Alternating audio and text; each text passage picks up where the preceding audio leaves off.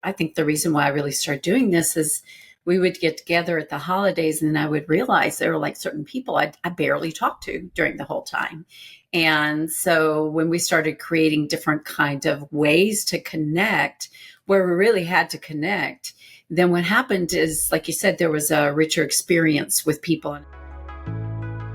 Welcome to The Way of the Muse, a podcast for women who want to create richness in every area of their lives, from business and career to lifestyle, relationships, family, purpose, and fulfillment. I'm Gigi Sage. And I'm McKenna Sage. We're a mother-daughter coaching team, and combined, we've spent over 4 decades helping people create their best and most fully expressed lives.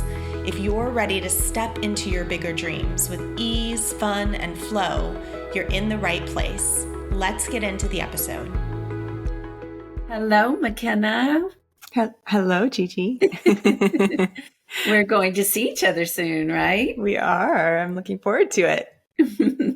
We've seen each other a lot in the last few months. We just got back from Sedona. Now we're headed out to Berkeley, and we will have our whole family there, which is super exciting, with 5 kids, yeah, 5 grown children, all the significant others, and all the grandkids. So it's 5. So it's 15, right? 15 plus you. Yeah. Yes, 16 of us. Yeah. So our tribe is growing. Oh my gosh. Yeah. So we're very, very happy because, again, as many families probably have the issue where once you get partners, of course, we have to share you. So you have to go to the other family members, different years. And so this is something that's more rare when we used to always make sure we were together at Christmas. So this is a special year and we're looking very, very forward, and we've got all our plans, and which we do. We love to plan our holidays, right? I don't know how all the partners feel about that, but we as a family love to do it. Well, and we know a lot of you are probably going home and have mixed feelings about that as well. So there's different kinds of family dynamics, and it may be a really stressful time, when you go home and spend that time with family. And so hopefully some of the things we'll share today, whether you love getting together with your family or it's a stressful time for you, can really bring a new dimension, a new feeling at the holidays. Yeah, we always try to make it different and fun. I like to do that so it's a little unpredictable. Of course, there's some rituals that are there, and I say sometimes we win and sometimes we kind of lose, But I mean, at least we have some moments, and lots of moments actually, that are great. So we'll go into some of the things that we will share just about that, some different ways that things we're using this year, and some things that we've used previously. And you can pick and choose and see what you like to do. So I think the point of these is really to, like you're saying, create those moments, because it's easy to just get together and fall into hanging out, talking, you open your presents or whatever your traditions are, whatever holiday you celebrate even, but just those times where we kind of sit around and talk or whatever that might be, right? And so this is really giving you ways to create special moments, even if you just take one of these or you find your own, and that becomes a memory for you as a family or a moment of deeper connection. So that's what we're really talking about today. And I think the distinction here is it's great to hang around and talk and just, don't have a schedule or whatever. And we definitely do that as well. But sometimes, what I think the reason why I really started doing this is we would get together at the holidays and I would realize there were like certain people I barely talked to during the whole time. And so when we started creating different kind of ways to connect where we really had to connect, then what happened is, like you said, there was a richer experience with people, and I really got to connect with like all of my children, or all of the grandkids, because I made specific things that I do with them. And, that's one tradition I've started with the grandkids, because again, I already have 5 and I think I'm going to have many more. is when I go, like when I go to Berkeley, I'll take my little grandson Max and do something special with him alone, and then I'll take Mia and do something special with her, and the same thing with the other grandkids. And so in that, what happens is then I have this one-on-one time, which is very special because then there's a connection. It's not in the middle of everything else, which sometimes we're not so connected when we do that, or they're distracted also. I love that idea. Yeah. Something else we're doing, which a lot of people do, and we're doing it because our family has gotten so big, is we do Secret Santa. So instead of buying gifts for everybody, which could be overwhelming, we pick names and then we buy gifts for that person, right? So whoever you pick their name, that's your person. And of course, we buy usually for our significant others and the kids. And so Gigi, you had a nice idea around the Secret Santa and how to make that even a little more meaningful. Do you want to share that? Yeah, I want everyone to write a letter to the person that they chose and say something to them, like an acknowledgement or some way they appreciate them or something they see about them. Because again, it just makes it more personalized, and that creates, we all love to hear wonderful things about ourselves. And it creates this feeling of a special moment, right? That we talked about that in previous episodes, where when you write something like that, normally it's touching and people really, really remember it.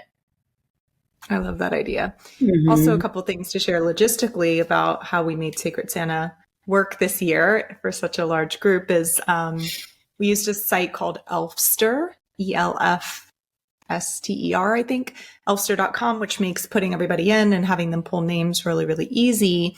And then I created a Google Doc because in Google Drive, you can share a document, right, with everybody. And then we just put everybody's names in that Google Doc that was doing the Secret Santa so that they could put a list of things that they wanted there. And we gave them a deadline of, Thanksgiving week in the US, Black Friday kind of before that, to get their lists in there. That way everybody had one place to go. And it was really helpful too for the significant others and other people to know, what people wanted for Christmas. So if you're struggling to find something, that's why we love having our organizers in our family. I would never create a Google Doc. All right.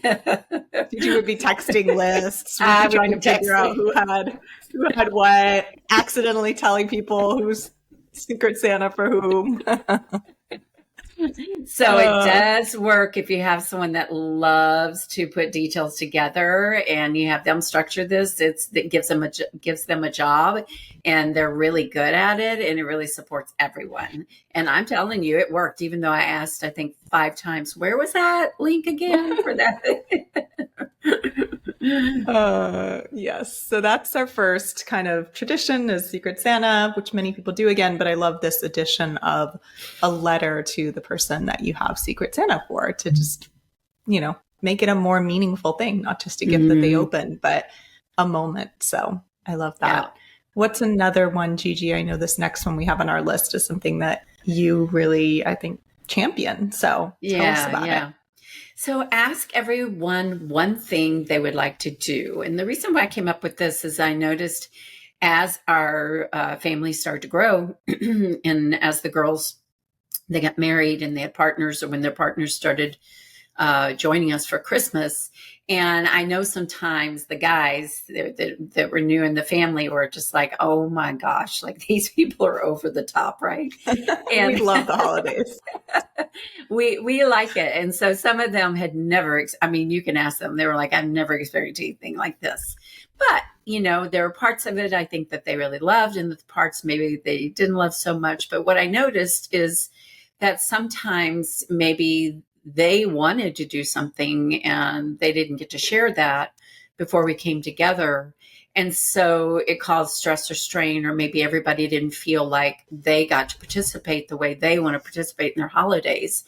And so now what we do is we ask everyone, what's one thing you want to do? Now, of course, it can't be too elaborate. With the kids, we can't go to Disneyland for Christmas, right? But it can be something in the context of our time together and where we go to eat, or if the guys want to watch football, or certain people want to have time to themselves, or whatever it is that they share. And we make sure that everybody feels like, even though we are doing things together, they also get and have a say about what they want to do and how they want to create their holiday as well.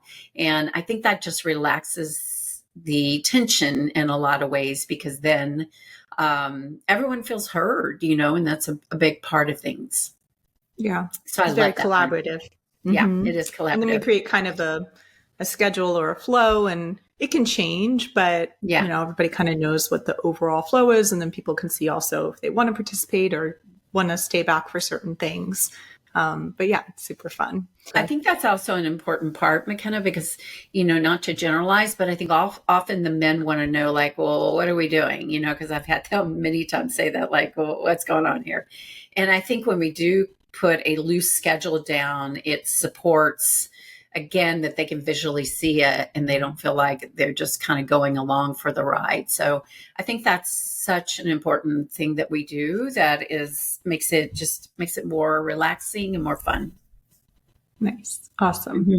We also do cooking teams. So this is something where I can't remember. I know we did this at my wedding also. We've done this for a lot of different things. I don't remember when or where it started exactly, but basically, this is the idea that you get different teams together. It could be the partners, each kind of little family, or it could be other ways that you put the teams together. And you pick certain meals, and different people make that meal. So they, decide if they have breakfast that they want to make, eggs and bacon, or they want to make French toast or whatever that is.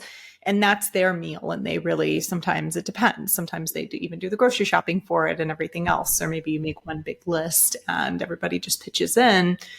But that really makes it so people aren't kind of scrambling at the meals, or not everybody's buying their own groceries and trying to figure all that out. But, another couple or whoever it might be has a lunch and they do, let's say, tacos.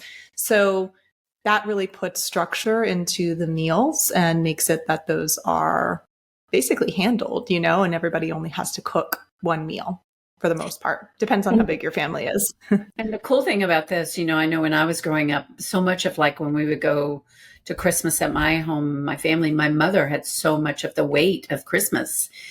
Even though we would bring something, she'd be in there cooking for days. And if you really love that, there's nothing wrong with that. But this also supports the person that's hosting and allows for them to know they're going to get help and support. You can create your cooking teams to where the guys all cook together a meal for the girls, or you can do it where you've teenagers, they could cook a breakfast for everyone. And so you can make it fun. It's something, it's an opportunity, again, to connect in a different way and to get in there and be playful. We put on music and we have fun, when we do it. So, and to have that different people connect, maybe that normally wouldn't connect so much. Yeah. And I loved your idea, Gigi, about the kids and how to get them involved, maybe not in cooking a full meal, depending on their ages. But what did you say about that? Yeah, it's great. My granddaughter, and they loves to make coffee for everybody. So, we can have it in the morning that she can be the coffee. She can be our barista. And then maybe support with, let's see, we have older grandkids that maybe can support there. And it gives the kids the opportunity to be in service to the adults, which is really fun, and to really feel like, again, that they are participating in a way that's very grown up. Yeah. So basically giving the kids some kind of role, some kind of thing, and you could talk to them and ask them or give them different ideas and let them choose some way that they're involved and they're also being of service. Yeah. Very nice. Yeah. You want to talk about the family TED Talks we did a few times? Yeah, this was a really fun one. I think you had found this one. No, I think Tiffany did. Tiffany did. Okay. Tiffany, my oldest sister, Gigi's oldest daughter, Tiffany. So years ago, we were getting together for Christmas, and this was, I think, the first year. Yeah, it may have been the first year that I brought Sunny. So it was probably like eight years ago. For first year I brought Sunny, Brianna brought her husband, Tiffany was already with her husband, so we had met him, but it was the first year. And I think Mariah, we all met our partners within like a year of each other. So it was the first year that we all got together. All the, women in our family had met our significant others if we weren't already with them. And we got together in Austin and we rented an Airbnb because we were living all over the place. And we wanted different ways to, connect and have fun. And so Tiffany, I guess, had found this article, I believe, about doing family TED Talks. And so the idea is that if you've ever watched a TED Talk, it's a short talk, and we let ours be a little bit longer. I think they were up to 20 minutes. I'm not sure how long TED Talks are exactly, but they were up to 20 minutes. And basically, we each got to pick a topic, anything at all that we wanted to teach about or demonstrate or do with the family. And then we had an opportunity. We spent an afternoon where everybody did their TED Talks, and we had quite the variety. We had everything from how to eat tacos for breakfast, lunch, and dinner, which was actually a cooking demonstration by Brianna, my sister. And a tasting. Mike and Brianna did it, right? Yep, that was super fun. And then Mike had conscious consumerism, which was his topic, which was on a very different end of the spectrum and very fascinating. Gigi, you did are you going to share what you did, or? No, I think Gigi says fun, also demonstrating something. What else? We had Wim Hof breathing. I remember McLaren, my brother, was very into Wim Hof. And so he taught everybody, he led everybody through a Wim Hof breathing session. We had a whole variety of different topics. It was super fun. We had one that was on how to take time for self-care, I think it was, right? Yeah. And traditions around the world, different traditions Lots of different topics. It was super fun. And that became something that we did for a couple different times, at least 2-3 different years, and was super, super fun. So yeah. Love that one. Yeah. What about one of your favorites, Gigi, the gratitude circle, so gratitude dinner?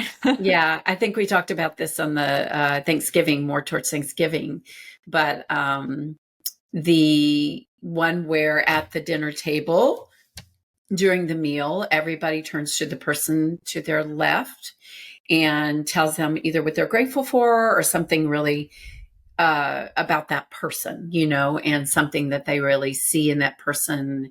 And so it's kind of like an appreciation and gratitude moment. And again, those are so powerful because people just don't normally talk to us like that. We think those things, but we don't say it.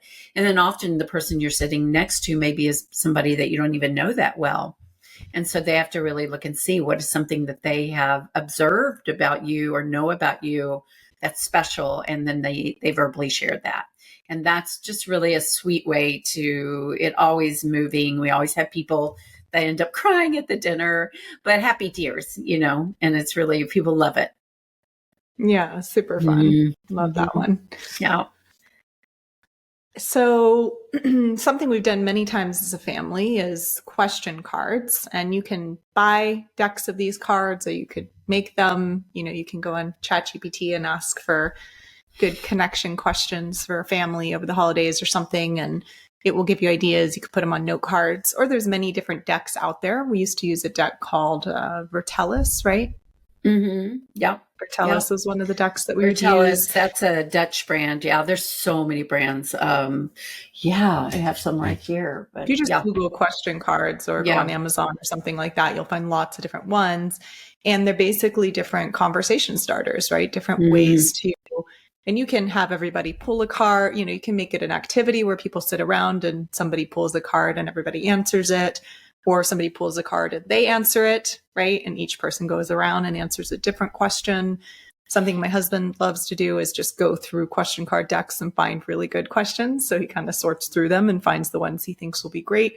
And actually, we do this anytime his family comes to visit, and we just want a deeper conversation topic, or we're going to dinner and we want to have some things in our back pocket. So if we kind of run out of things to talk about, we've been spending a lot of time together, then, there's a way to go deeper there. And then Gigi, you wanted to add something fun to this year. I wanted everybody to get in their PJs and we do hot cocoa when we do the question cards, because the question cards are awesome. And they are also a great way to learn things about people that you've known your whole life, your parents, your children, and things that you just would never know otherwise. You know, this is another thing of mine is I think people go through life, right? I've had this life, and your family or your children know, such a small percentage about your life, really. And, when you, like both my parents have passed, and you think, oh my gosh, I wish I would have asked more questions about this, so I would have understood more, understood them better. And I think this is a beautiful way to integrate that into your holidays or just into your life. Like you said, McKenna, when your in-laws come, and because you just learn more and more, a little bit more about people, and it just adds depth to the relationship. Yeah, something Sonny did the last time his parents were in town, or I think it was maybe just his mom, I was like, why don't the two of you go to dinner one night? Because of course we're all spending time together, but she wants that quality time with him as well. And so why don't you two of you go to dinner? And I said, why don't you ask her questions, which he loves to do anyway, about her childhood or about her younger years, and just bring different ones to really go deep. And the whole dinner he spent just asking her questions, and she loved it. And she felt so connected, and they had such a great time. And that's just a really lovely, kind of like you're saying, Gigi, with parents or something like that. We're digressing a little bit from the holiday version, but there's so many different ways you can use these kind of question cards or different questions. And that's a really meaningful one if you do have, your parents or other people in your life that you want to get to know better or go deeper with. Yeah. Yeah, I actually bought a little deck for a client of mine, just gave it to him on the weekend, and she just sent me a message and said, oh my gosh, it was for them and the kids, and they have young kids. They're all under 10. They have 3 kids. And she said, already just so much fun. The kids love it and love answering the questions, and it was just already a great family activity that they did. That's awesome. So we have one more we want to share with you. We have many, many here. You can go back and re-listen and write down your favorites. And this is one that, Gigi, you've always championed. And it's interesting, I'll say about this one, that I did a kind of a nervous system regulation program in the last couple of years. And one of the things that they had you do was really think back to positive memories in your life. And the easiest ones for me to remember were Christmas memories or holiday memories. And so one of my favorites is the one we're about to share here. So you want to talk about what you would love to have us do? Yeah, sing Christmas songs. I mean, it's just really get the whole family singing. And again, if you have young ones, they love this. They love this, love this, love this. And then we add, Brianna plays the guitar, Ira plays the guitar, maybe somebody plays the piano. And if you have family members that play instruments, you can bring those in and do it. And you sing Christmas carols, and you do it, we do it for an evening. And it's so much fun. And like I said, the little ones just love it, love it, love it. And it just, again, brings it this feeling of togetherness. And I think singing is such a beautiful way to connect as well. And it doesn't matter if you sing well or you don't sing well. It's a time of connection. That's what it's all about. And, music is a beautiful way to connect. So we do this one. And McKenna, you did something so special when you were young. What age were you when you did I think I must have been like 10, 8, 10, probably 10. Yeah. Yeah. Tell them what you did there. Well, this was early internet days, right? This was when you had to formatting was not really easy to do. We had early, probably Microsoft Word. And so I would research. I don't even know if we had Google. I don't know when Google started. No, but I don't. I would research on whatever search engines were back then, different Christmas carols, and I'd find the lyrics, and then I would put them into, the early Microsoft Word and format them, center them on the page. And then I went to, I think it was, whatever office store back then. Yeah. And found this really pretty Christmas paper, and I printed out all the lyrics to all the different Christmas carols, and I put them into a binder. And so it was Christmas Carol lyrics, all the ones that we enjoyed, and it had all the verses in there because, there's often verses people don't know. And then I gave that to a bunch of people for Christmas. So different family members. So everybody had this binder. Sure, probably I still have mine somewhere. I have mine too. Mm-hmm. Yeah, with all the Christmas lyrics, which is fun. Yeah. I mean, these days you don't need that. You can just go on your phone in 2 seconds and find it. But it was really a fun project back then. Yeah. So then it gave us our little books we had when we were at Christmas to sing to. Yeah, and I think it's important coming back to this way that I opened this tradition, which is talking about the nervous system regulation.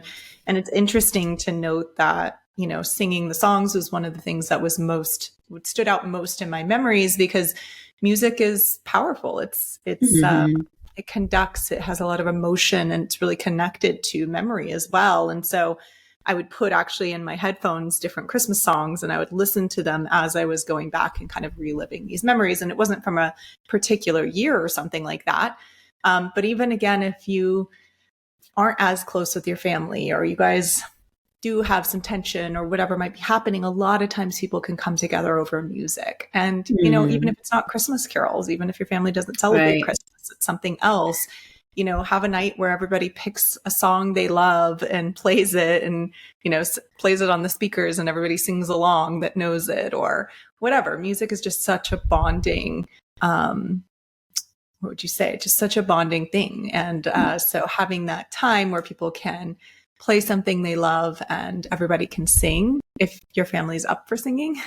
Yeah. And, I'll say that, like, even if you don't think they would be, a lot of times people are. A lot of times they will jump in. And that's the amazing thing. And yes, let's say we are talking about holiday traditions, and we celebrate Christmas, but whatever you celebrate, the things we're talking about here, you can add to your holidays, whatever is your whatever you're celebrating. So that's super important.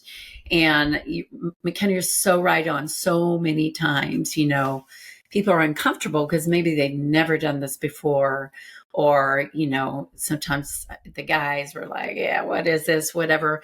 But, there's something almost childlike in us. When everybody else is doing it, we have the courage to go, okay, I'll do it too. Right. And it ends up that people really have fun and enjoy it. Yeah. Another variation on this is one of your favorite things, Gigi, is karaoke. Yeah. Right? So you can get a karaoke machine at any time of year, any holiday. Yeah. We've done this at New Year's. We've done this at different times. And everybody has a chance to get up and sing karaoke. And this is one where people will totally say, no. But a lot of times they will get up and sing. And, I know I keep bringing up Sunny's family just because that's the only other, primary family I'm a part of other than ours. And same thing. We've gotten karaoke machine out and gotten them singing. And that's been so fun. We did this at my wedding where there was a night, before my wedding where everybody got up and sang karaoke. And, again, there's just something so bonding about that. So yeah. Super fun. Yeah. We can't wait. I can't wait. I leave on Wednesday. Yeah. Absolutely. So hopefully there's something in here that you can take away for yourself. I'm sure there is. Adapt it to your family, try it out, don't have a lot of expectations. I would say, if, people don't like it or they make fun of it or whatever, just try it. And if it doesn't work, try something else the next time. Yeah, that's not having expectations is a great point. And doing it and just having fun and not expecting anyone to jump in also. That's the other thing is just because maybe a couple people resist, they don't have to do anything, and you just go in and do it, and you don't push anyone to participate. I think that's really important. Yeah. So thank you for being here with us today. Have a beautiful rest of your holiday season, and we will see you next time. Yeah, and the end of your year, and I guess we will see you one more time, and then it'll be next year. Yeah, 2025 is coming quick. All right, everyone. Happy holidays. Bye. That's our episode for today, but let's not make it the end of our love story. Be sure to subscribe to the podcast and think of some women in your life you'd love to share it with. And if you want to learn more about our events and programs, visit wayofthemuse.com. See you next time.